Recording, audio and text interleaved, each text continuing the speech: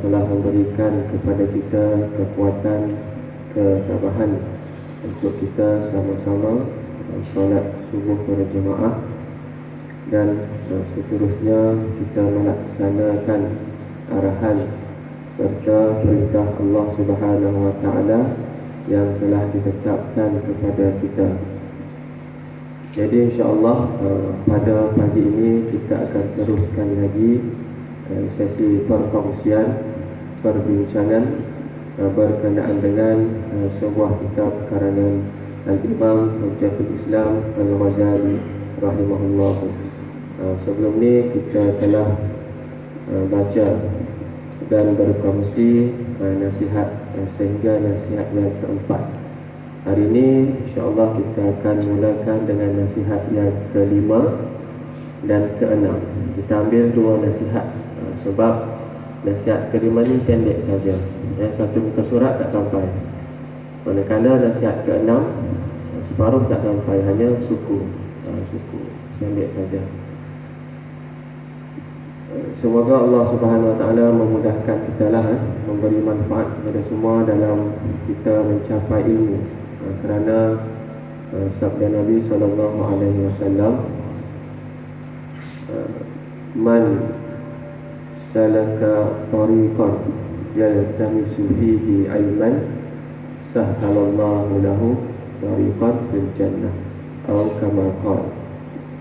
Barang siapa ataupun sesiapa pun yang menempuh untuk menuntut ilmu, sama ada ilmu secara formal ataupun secara tidak formal, maka Allah Subhanahu wa taala akan memudahkan kita semua untuk mencapai syurga. Hadis sahih Muslim. Kenapa kita perlu sebut sahih? Sebab sahih ini bermaksud betul, benar, hadis yang benar. Dan sumber perundangan Islam dia ada 4 yang disepakati. Pertama Al-Quran, yang kedua hadis, yang ketiga kias, dan yang keempat ijma' ulama. Sebab itulah kita perlu dengar kepada keempat-empat sumber rujukan ini. Jadi nasihat yang kelima berbunyi, ikhlaskan niatmu. Hari ini berkenaan dengan niat. Ada dua perkara yang kita boleh tekankan di sini. Pertama berkenaan dengan ikhlas. Yang kedua berkenaan dengan niat. Jadi niat kita kena ikhlas. Pertama kita tengok perkataan ikhlas. Firman Allah Subhanahu wa taala dalam surah Al-Bayyinah ayat 5. Ayat 5, wa ma umiru illa liya'budullaha mukhlishina lahuddin.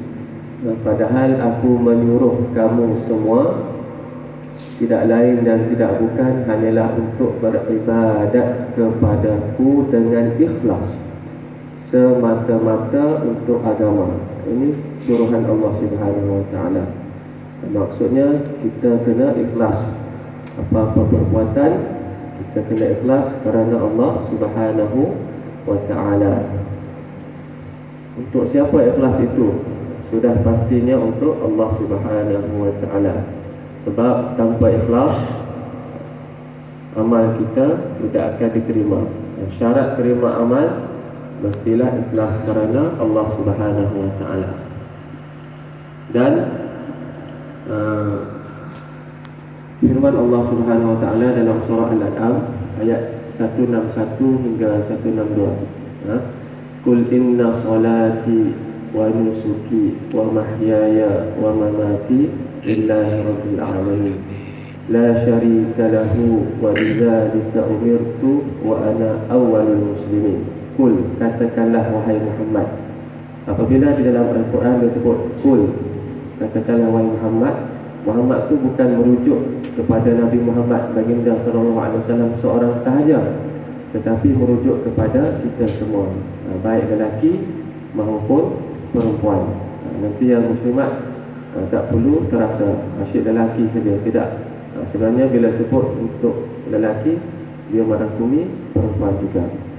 Qul inna salati, sesungguhnya solat aku, wa nusuki, ibadatku, wa mahyaya, kehidupanku, hidupku, wa mamati, dan matiku, lillahi rabbil alamin, untuk Allah Tuhan sekalian alam, la syarika lahu, tiada sekutu baginya, tiada syirik baginya, tiada dua baginya. Wa bidzalika umirtu, dan dengan itu aku diarahkan, disuruh, aku diperintahkan oleh Allah Subhanahu wa taala. Wa ana awwalul muslimin, dan akulah antara orang yang pertama-tamanya muslim. Untuk Nabi sallallahu alaihi wasallam. Dan amalan kita kena ingat, buruk ke rupa paras kita, baik ke rupa paras kita, Allah Ta'ala tak nilai semua. Allah Ta'ala tak tengok kepada keputusan, tapi Allah Ta'ala tengok kepada usaha kita untuk mencapai keputusan tersebut. Inna Allah la yanzuru ila suwarikum, wa inna ma yanzuru ila qulubikum wa a'malikum, atau kama qala. Sesungguhnya Allah Subhanahu wa Ta'ala ni, dia tak lihat pada muka kita. Muka kamu handsome kah, kacak kah, biasa kah, cantik kah, kulit kamu putih kah, hitam kah, bangsa apa sekalipun kamu, tak payah nak rasa rendah diri lah, sebab di sisi Allah sama, tak ada apa-apa langsung. Wa innama yanzur ila qulubikum, dan Allah sudah pastinya tengok kepada hati kamu dan amalan kamu, ikhlas tidak ikhlas. Kemudian berkenaan dengan niat, niat ni tak lain tak bukan, kita kena hubungkan dengan hadis yang telah Ustaz Nazmi ajar bagi tazkirah, bagi kuliah hadis Imam Nawawi. Hadis Imam Nawawi ni berkenaan dengan hijrah.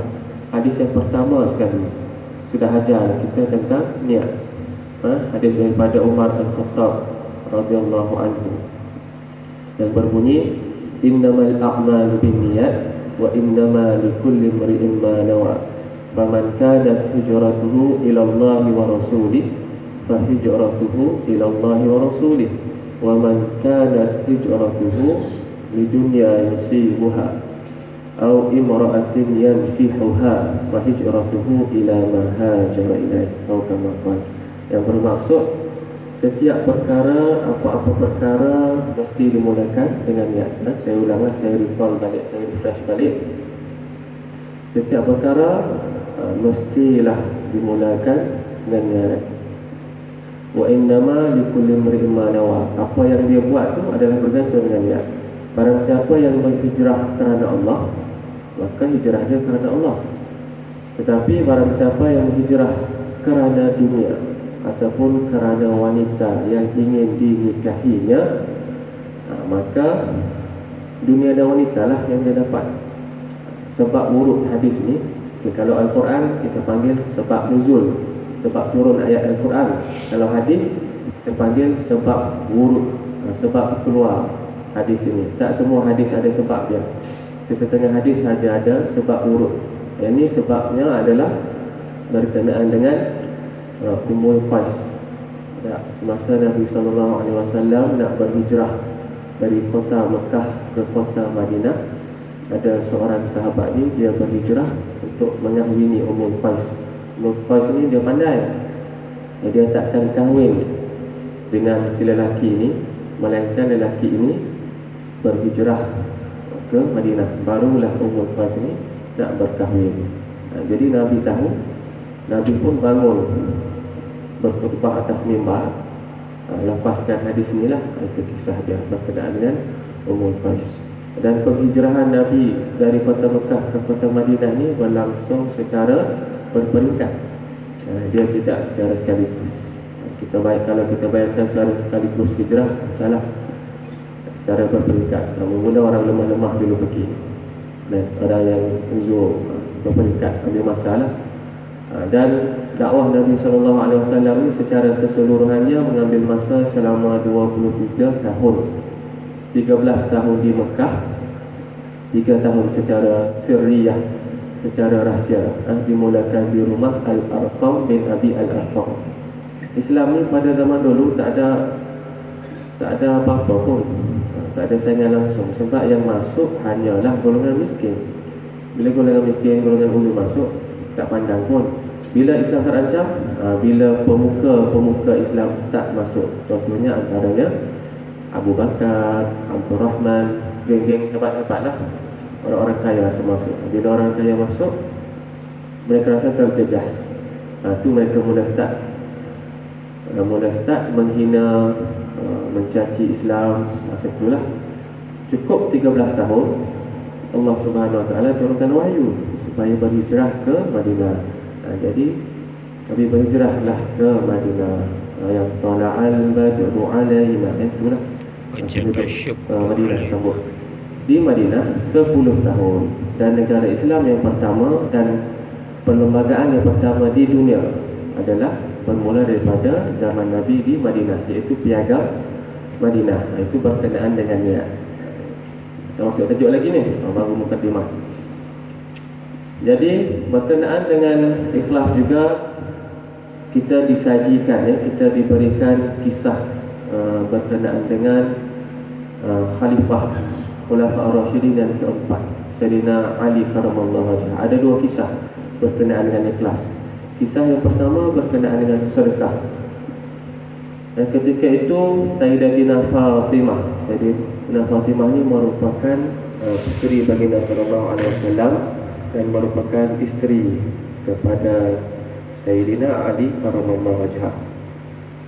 Pada ketika itu Sayyidatina Fatimah ni dia sakit. Bila sakit, biasalah kan, dia tak lalu nak makan, tak berselera, dan dia akan makan sekiranya apa yang terlintas, apa yang diinginkan oleh orang sakit tersebut. Cuba kita sakit demam, tak lalu nak makan semua, jadi mulut pahit, hilang dia rasa. Begitu juga Sayyidatina Fatimah. Dia manusia biasa macam kita. Cuma kelebihan pada zaman itu adalah zaman yang sangat berkat. Zaman yang kata cash, bayar terus. Maksudnya dimakbulkan dan dimustajabkan oleh Allah Subhanahu Wa Taala. Jadi puteri Rasulullah SAW ni dia sakit. Jadi Sayyidina Ali ni selaku suami tanyalah, Adinda nak makan apa? Bahasa ni bahasa saya murnikan lah. Kamu nak makan apa? Jadi Sayyidatina Fatimah bagi tahu, saya nak makan buah delima. Buah delima. Jadi Sayyidina Ali pun berfikir sejenak, nak makan buah delima, tetapi duit tak ada. Duit tak ada. Bila duit tak ada, Sayyidina Ali bergegas ke pasar untuk membuat pinjaman. Nak pinjam duit lah, nak berhutang. Hutang duit untuk beli buah delima sebanyak 1 dirham. 1 dirham ni duit zaman dulu perak lah. Kalau 1 dinar menggunakan emas. 1 dinar sekarang ni mahal tak? 1,000, dekat 1,000. Perak mungkin luas sikit. Jadi Sayyidina Ali pun pinjamlah, hutanglah duit sebanyak 1 dirham sahaja. Jadi belilah Sayyidina Ali buah delima di pasar. Kemudian lepas beli, bergegas balik ke rumah. Ketika di tengah-tengah perjalanan, Sayyidina Ali melihat seseorang. Dia tak ceritakan seseorang lelaki ke, tua ke, muda ke, tak cerita, tapi seseorang. Tapi kita anggapkan dia seorang lelaki lah. Seorang lelaki terbaring di tepi jalan. Jadi Sayyidina Ali pun tegurlah, wahai syekh, wahai sahabat, wahai saudara, kenapa kau terbaring di sini? Kenapa kau berada di sini? Jadi lelaki itu beritahu, wahai Ali, aku ni sudah 5 hari terbaring di sini dan tak makan apa-apa pun 5 hari, dan tiada seorang pun yang peduli akan diriku. Jadi Sayyidina Ali pun bagi tahulah, tanyalah, macam tu, nak makan apa? Tanya dia, nak makan apa? Kebetulan pada masa itu lelaki itu bagi tahu nak makan buah delima. Sudah terdetik di hati Sayyidina Ali, macam mana ni nak makan buah delima juga, sedangkan isteri yang tercinta pun nak makan buah delima juga. Nanti kalau aku berikan kepada si pengemis ni, pengemis lah yang meminta-minta, nanti janji tak ditepati. Nabi kata orang, salah satu ciri-ciri munafik ni tak menepati janji kan. Wa idza wa'ada akhlafa. Bila dia berjanji, maka dia mungkiri. Jadi dia berbelah bahagi. Maksudnya nak bahagi ke tak nak bahagi. Tiba-tiba Sayyidina Ali ni dia teringat kepada firman Allah Subhanahu Wa Taala dalam surah Al-Kahf ayat 10. Wa ammas-sa'ila fala tanhar. Dan kepada orang yang meminta-minta, dalam kurungan pengemislah, fala tanhar, janganlah kamu herdik, janganlah kamu tahan, janganlah kamu marah. Bila Allah Subhanahu Wa Taala, bila Sayyidina Ali ingat firman Allah Subhanahu Wa Taala, Sayyidina Ali pun berilah buah delima tersebut. Jadi sedihlah Sayyidina Ali, balik dengan keadaan Sayyidina Ali sedih.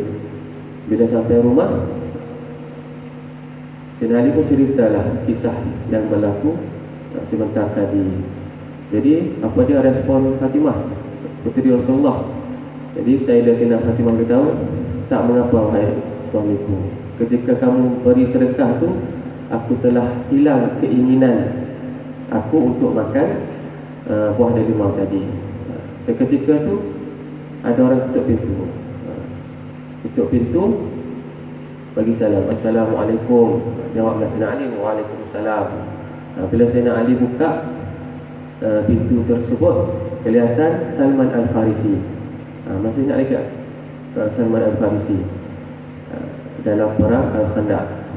Dalam perang Al-Khandaq ni dia Salman Al-Farisi lah. Khandaq ni bermaksud parit.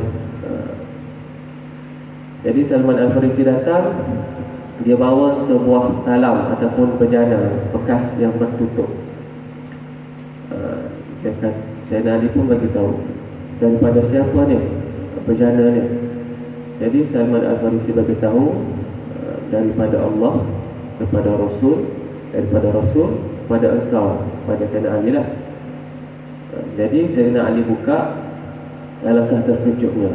Rupanya di dalam isi bejana tu terdapat 9 biji buah delima. Allahu Akbar.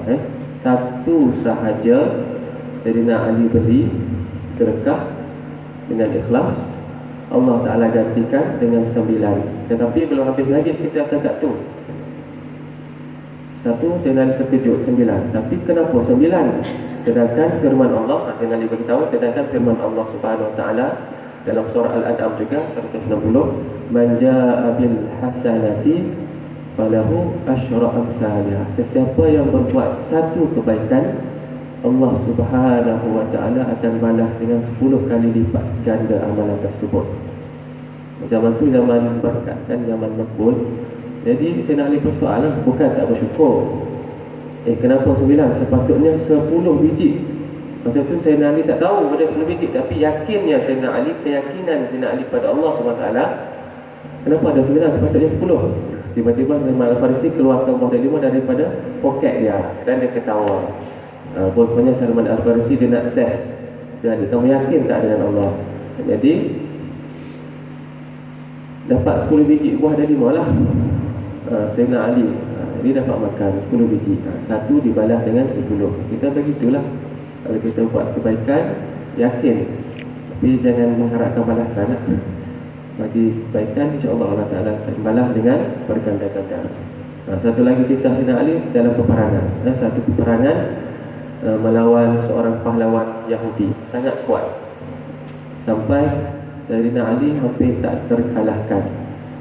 Tiba-tiba semasa si Yahudi itu nak menghunus pedang, Sayyidina Ali tolak rebah, maka pedang dia terpelanting, pedang Yahudi dia terpelanting. Jadi sebelum Sayyidina Ali nak bunuh, Yahudi itu dia ludah ke muka Sayyidina Ali sampai basah, diceritakan sampai basah, banyaklah ludah tu. Tiba-tiba Sayyidina Ali tak ada bunuh. Patutnya peluang terbaiklah nak tikam tu, ternyata tak ada dengan pahlawan Yahudi itu. Jadi heran, kenapa kamu tak bunuh saya? Sebab ketika kamu ludah ke muka saya tu, saya sedang merasa marah. Jadi saya tak bunuh kamu. Saya mau bunuh kamu kerana Allah. Tapi bila saya rasa marah, saya tak nak bunuh kamu. Sebab bukan kerana Allah lagi, tapi kerana perasaan marah saya. Itu hebat, jiwa besar lah. Kalau boleh, kalau kita tak sampai tahap tu, kita cuba ikut. Sebab itulah Allah SWT meletakkan Nabi Muhammad ni contoh tauladan yang terbaik, yang paling tinggi. Sampai kita nak ikut pun hampir mustahil. Tak mustahil tapi hampir mustahil. Ya, supaya kita dapat mengikutinya. Sebab tu kalau dalam target kehidupan kita mesti tak tinggi. Sasaran ke apa kan mesti tak tinggi. Sebab kalau letak tinggi, usaha kita untuk mencapai itu banyak juga tinggi. Kalau sasaran kita rendah, usaha kita rendah lah. Itu Islam yang ajar. Okey.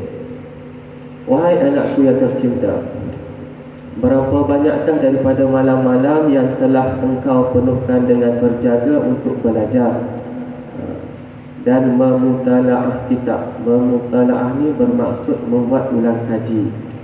Dan berapa lama engkau telah menahan tidur ke atas dirimu. Kita ni banyak tidur ke banyak berjaga untuk menuntut ilmu. Saya tidak pasti, katanya Imam Ghazali, saya tidak pasti apakah niat yang mendorong engkau berbuat demikian. Mendorong engkau bangun malam belajar je lah. Tak pasti niat dia. Maka apakah hanya semata-mata mencari keuntungan dunia, belajar untuk mencari keuntungan dunia sahaja, dan menghimpunkan segala mata pendanya dan mencapai akan kedudukan yang tinggi. Belajar untuk dapat kedudukan tinggi. Kita kena ingat walaupun kita belajar sampai peringkat PhD holder, bukan syarat untuk kita berhenti belajar. Sebab belajar ni proses sepanjang hayat. Minal mahdi ilal lahdi, daripada buayan hinggalah yang lahat. Walaupun dapat PhD, belajar lagi. Ni minta maaf lah, saya perhatikan tempat saya lah, tempat sini. Kalau dia dah dapat PhD tak datang lah surau. Sebab ustaz yang bagi tu taraf kan, paling-paling ke taraf pondok. Aku PhD tak perlu dengar, aku ilmu banyak. Allah Akbar, jangan jangan. Tak kisah kau PhD kau apa kan, datanglah. Nabi kata sekiranya kita tak menuntut ilmu, tak cari ilmu, tak menghadiri majlis-majlis ilmu, majlis-majlis zikir selama 40 hari, gelap hati kita, susah nak terima. Dah start lah, dah konsen nak terima hidayah. Maka apakah hanya dan menghimpunkan segala mata bendanya dan mencapai akan kedudukan yang tinggi serta berbangga dengan kehebatanmu di hadapan kawan-kawan. Bila dah kita hebat, dapat kenderaan yang hebat, maka jangan jikalau ini niatmu, maka engkau akan rugi serugi-ruginya. Tetapi jika niatmu di dalam segala usahamu itu untuk menghidupkan syariat Nabi SAW dan memperbaiki akhlak, innama bu'ithtu liutammima makarimal akhlak, aku diutuskan untuk menyempurnakan akhlak. Adabani Rabbi wa ahsana ta'dibi. Dan Allah Ta'ala telah memberi adab, mendidikku, maka baiklah adabku.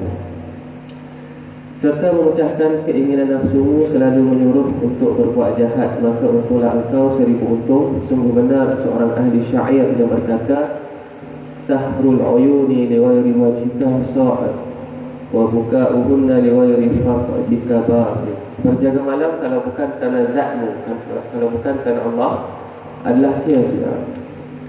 Dan menangis kalau bukan kerana kehilanganmu, menangis bukan kerana Allah, adalah tidak berguna. Tidak berguna. Itu adalah berkenaan dengan ikhlas. Jadi kesimpulan untuk ikhlas adalah apa-apa pekerjaan kita, apa-apa amal ibadat kita, mesti ikhlas kerana Allah Subhanahu Wa Taala, bukan kerana manusia. Datang kerja ke pejabat kerana Allah, datang surau masjid kerana Allah, tolong orang kerana Allah, mesti letak Allah depan. Itu untuk ikhlaskan niatmu. Okay, nasihat ke-6 sikit saja. Hiduplah wahai anakku yang tercinta, hiduplah engkau sesuka hatimu, kerana engkau pasti akan mati. Buatlah apa yang kamu suka. Fa illam tastahi fasna' ma syi'ta. Jika kamu tak malu, buatlah apa yang kamu nak. Tapi dengan syarat, apa yang kamu buat ada dua, dosa dan pahala. Sebab kita akan mati. Kullu nafsin dha'iqatul maut. Setiap yang bernyawa itu pasti akan mati. Confirm, ada yang kekal abadi kecuali Allah Subhanahu Wa Taala. Dan cintailah apa sahaja yang engkau kendaki, kerana engkau pasti akan berpisah dengannya.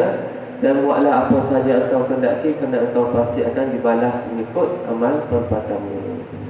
Okey, itu adalah nasihat ke-6, pendek saja. Jadi alhamdulillah kita habis 2 tajuk hari ini, nasihat ke-5 dan ke-6. Jadi saya kira pagi ini setakat itu sahaja dahulu. Apa yang baik semuanya datang daripada Allah Subhanahu Wa Taala. Apa yang lemah, yang kurang, saya mohon maaf. Itu semua adalah daripada diri saya.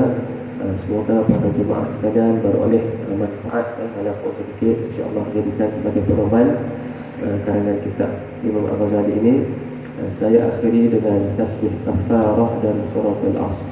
Subhanakallahumma wa bihamdika asyhadu an la ilaha illa anta astaghfiruka wa atubu ilaik. Bismillahirrahmanirrahim. Al-'asr innal insana lafi khusr illa alladhina amanu wa 'amilus shalihat wa tawassaw bil haqq wa tawassaw bis sabr. أقول قولي هذا وأستغفر الله العظيم لي ولكم. والسلام عليكم ورحمة الله تعالى وبركاته. وعليكم السلام.